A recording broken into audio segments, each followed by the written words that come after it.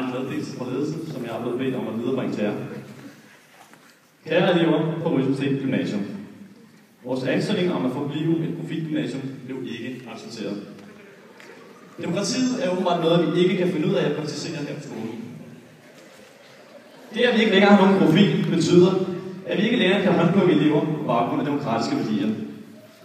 Vi har drøftet sagen og nået frem til det bedste alternativ. Vi indfører diktatur på skolen.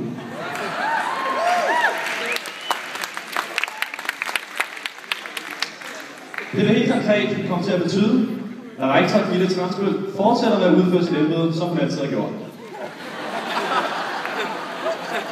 Derudover er undertegnet med det, der gik hen med skolens sidste demokratiske afstemning, blevet udnævnt til elevdiktator.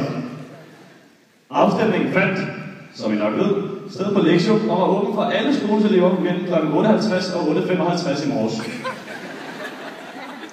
En ringe deltagelse i afstemningen understreger endnu en gang, at den demokratiske profil ikke længere passer til vores elskede skole.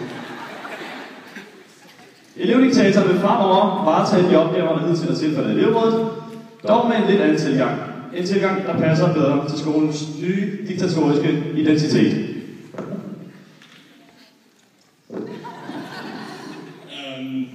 Ja, jeg vil takke ledelsen for den meddelelse. Det første, jeg som elevdiktator vil gøre, er ikke særlig meget. Og det betyder, at I ikke kommer til at mærke en særlig stor forskel. Jeg vil dog gøre det, at jeg opfordrer alle klasser til at vælge en klassediktator, og ligesom på deres egen vis give demokratiet dødsstødet, så vi kan afskaffe den en gang for alle. Den sidste ting, jeg også vil sige, er, at som elevdiktator vil jeg påbyde rakkerudvalget at opvise dans til hver morgensamling.